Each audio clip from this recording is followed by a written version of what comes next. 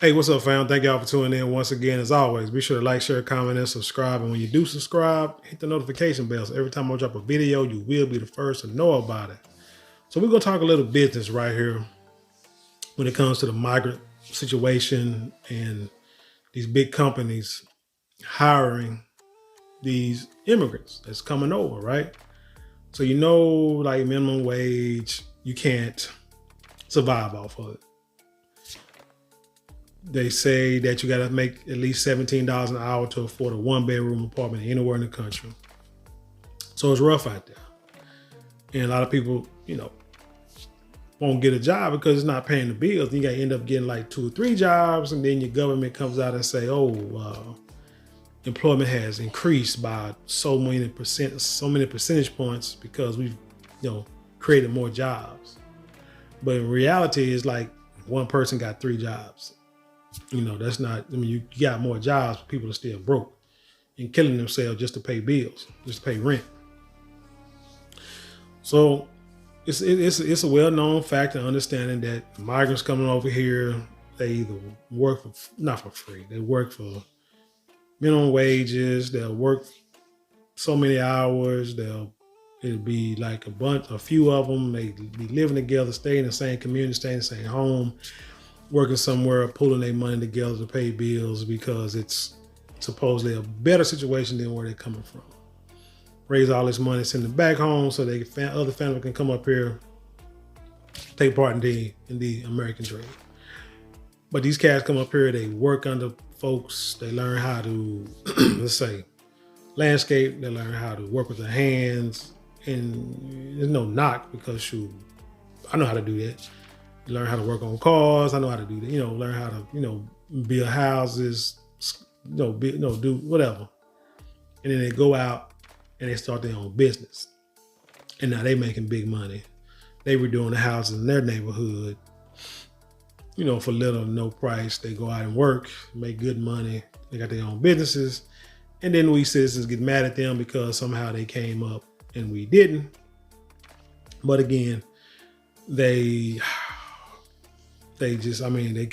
come over here and they work, for whatever, but they got a long-term goal. So that's something you can learn is that although they do come in here and get these hands out, especially the ones now. Now the ones back in the day, I don't know, but the ones now, they coming over here, they getting housing, they getting money, they getting insurance, and it's like it's a lot more going on than what they are planned for, which is why I think cities like Chicago, New York, they have such financial problems because I'm sure they had money set aside and reserved for illegal migrations. That's why they had no problem saying we're sanctuary cities. So they might get a few here, a few there, use that money, get federal funds. Next cycle come around and say, hey, we need a little more money because we got to pay for this, and this, administrative fees, this, and the third. And it's just a cycle because they got the money sitting there, they can't use it, but now you got a reason to use it. But then Greg Abbott went and helped them out and just started flooding these cities with these migrants. And now all of a sudden you can't afford them because all your money ran out. Or you're not getting as much money you thought you was going to get because it was running out. You didn't prepare for that. So now you have to deal with the issue. So anyway, we say that, and now we go to this story about like Tyson Foods. This is a company this is just a great example of how these companies are utilizing these migrants and why you're seeing businesses go through what they go through. So let's go ahead and get into it. This is it says the BaltimorePost.com by way of Fox Business. And it says conservative investment fund divests from Tyson Foods over migrant hiring. It says a conservative-oriented investment fund is divesting from Tyson Foods over the company's plan to hire migrants and refugees that the fund believes will alienate customers due to the ongoing crisis at the southern border. The American Conservative Values ETF, an actively managed exchange trade fund created by Ridgeline Research LLC to cater to ideological conservative investors, announced Monday that it divested its holdings of Tyson Foods and placed a refuse to buy rating on the food giant stock. Ridgeline founder and CEO Bill Flagg told Fox Business, quote, "We believe Tyson's management has blundered into a political minefield and should have known better." Remember Bud Light? When they got that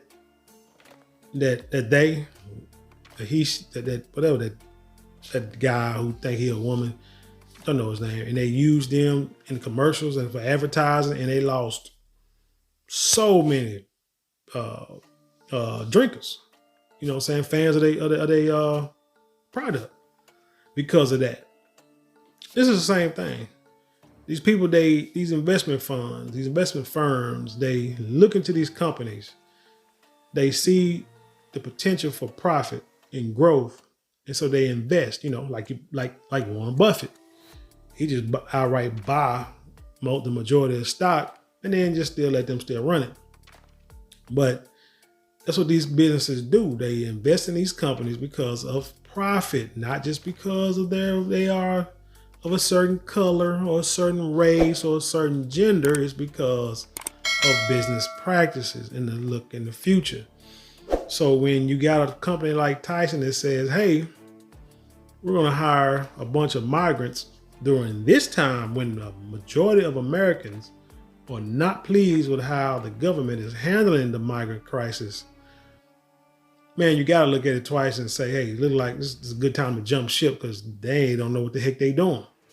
They about to lose a lot of money and a lot of support and a lot of business because of this. It says the risk of alienating a significant percentage of their customers outweighs any potential economic benefit. In a recent Pew Research poll, 80% of U.S. adults say the U.S. government is doing a bad job. 80% now. And how many of those you think eat chicken? 80% of those say the U.S. government is doing a bad job of handling the migrant influx. We have seen the negative impact of alienating customers recently with the Bud Light and Target, and by divesting, we are protecting our shareholders, Flakes add. Y'all need to get into the stocks. Like, seriously. Get your little 401k or save you up some money. Get you about a good 1,000, save a good, 500. Save about a good 500. Go to Fidelity, open up your account and get you like a mutual fund. Study. Matter of fact, you can study this American Conservative Values ETF and see, what they all about. Matter of fact, man, look here. We don't edit videos around here. Let's see, search. I'm going to see if I can find any kind of information about this. Not nothing right off hand.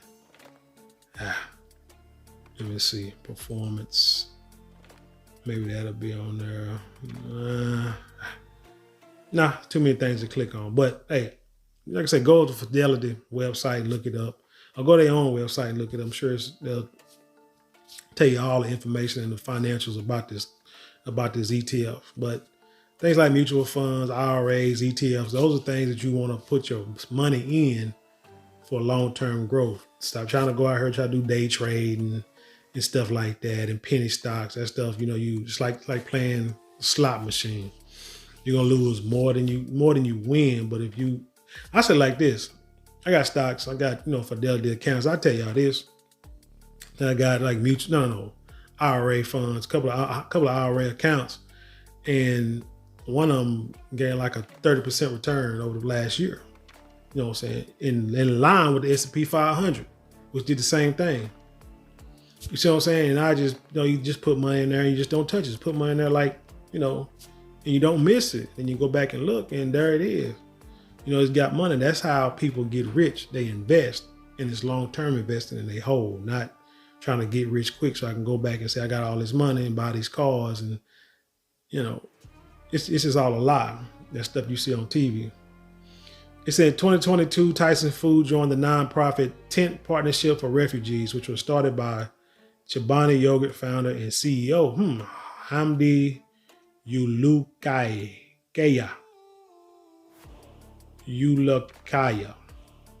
to create a program for the private sector to help refugees find employment. Tyson committed to hiring 2,500 refugees in the U.S. over the course of 3 years when they joined the partnership. A report by Bloomberg. Now, it probably sounded like a good idea in the beginning because it wasn't as bad as it is now. But like I said, thanks to Greg Abbott, man, he said, okay, y'all want them to come in? Gonna ship them all up there. We're gonna ship them. We're gonna see. We're gonna see who's gonna still be standing in the end. A report by Bloomberg News indicated Tyson officials met with migrants at Chobani's offices last month to hire 17 asylum seekers from Venezuela, Mexico, Colombia for jobs at its plant in Tennessee, and that it hired 70 more in early March. Chobani may not want this story to come out because this might not look good on them, and they may get boycotted for this.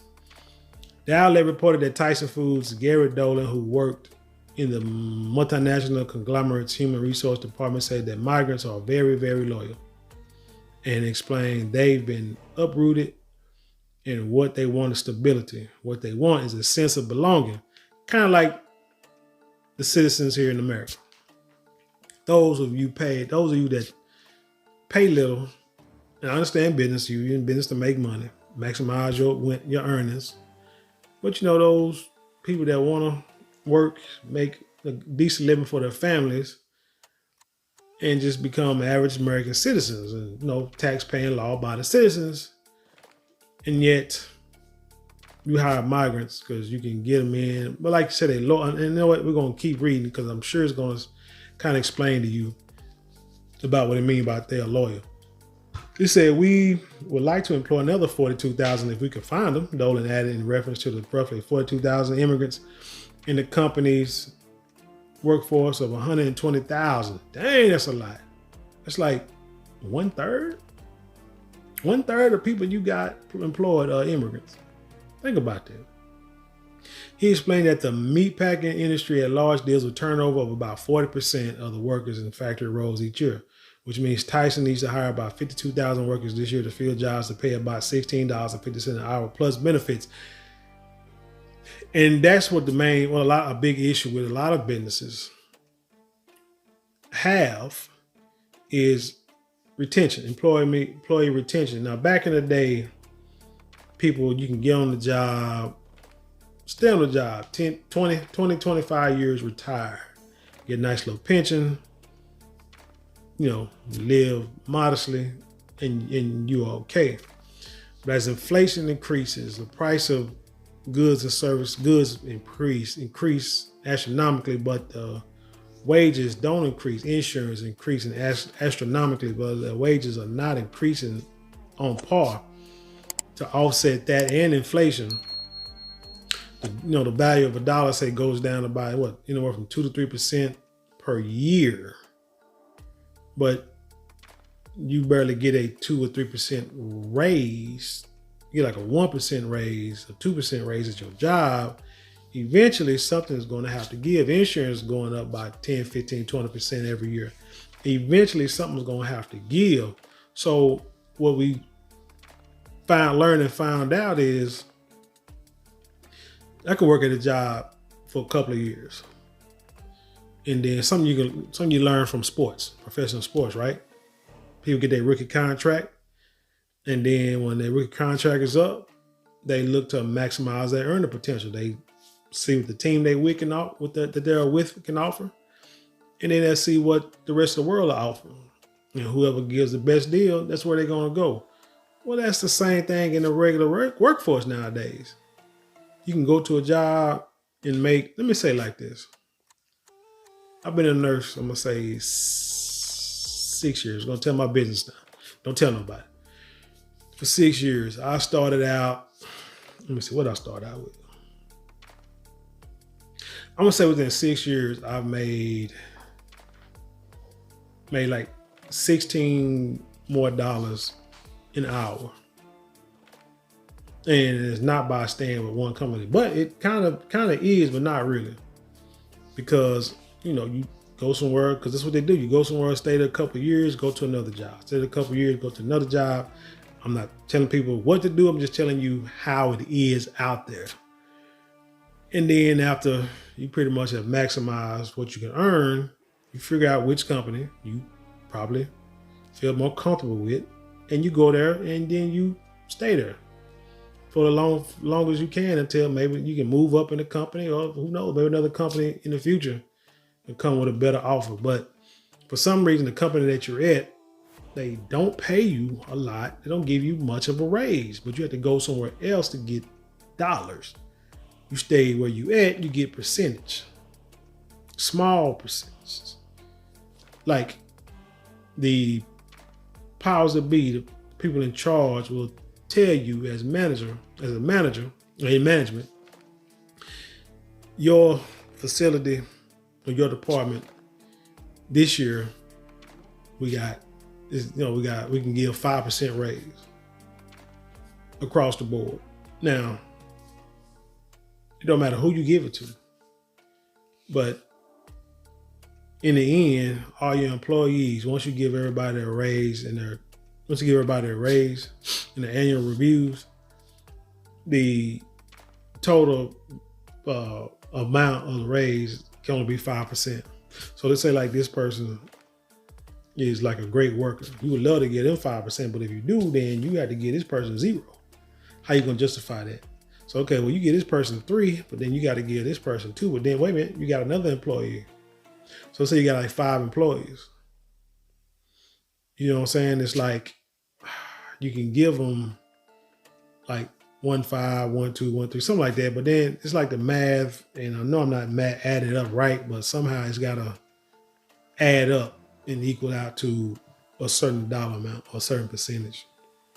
So basically people only get like 2-3% raise at the most. So like, man, this ain't nothing. Someone go somewhere else. And they go somewhere else, other person say, hey, we'll pay market value. But it seems like companies are getting better with that now, to where now they're like, look for retention, because it costs money to hire people, to put people through training, to do these drug tests. It costs more. It costs a lot of money. And when you got like a big turn, like they said, 40% turnover in 2022, I believe, that's a lot. That's a lot. And you'd rather have people be on the job and stay on the job and pay them like that. So yeah, so what he's saying is, like I said, the immigrants, they'll come over and they'll work there for 5, 10 years, 20 years, because, or for years on end, because they have nowhere else to go. They have no skill set, no education to be able to get white collar work or make a substantial amount of money. So meat packer plants, warehouses, places like that, that's where they can make money. So it ain't really that they're loyal. It's just that their options are limited. It said the news comes as Tyson announced last week that it would close a pork plant in Perry, Iowa in June that employs about 1,200 workers amid slowing demand for some products. Tyson Foods has disputed that its closure of the plant and other facilities is related to its hiring practice, amid reports that it sought to link the two matters. To that, Flage said that response reinforces that their management teams don't get it and how inadequate that response is to Americans concerned about the open border. So no, they're not closing because of migrants. They're closing because, again, you got a high turnover rate. Your profits are minimized if you keep, having to hire people every couple of years. But again, like I said, that's the nature of the beast now. It says the company released a statement to emphasize that it is opposed. Now check this out. And check out the wording. Remember, we look at not only what people say, but what they don't say around here. The company released a statement to emphasize that it is opposed illegal immigration and that Tyson's workers are required to be legally authorized to work in the country, which means they don't have to be citizens. They can just come over here, and what does Biden do? He gives them these authorizations to be able to work in the country. Now they can go get a job. That's what they plan to do for every immigrant that came over. Remember that. But unfortunately, they are backlogged. They say they backlogged by like 3 million cases up in New York somewhere.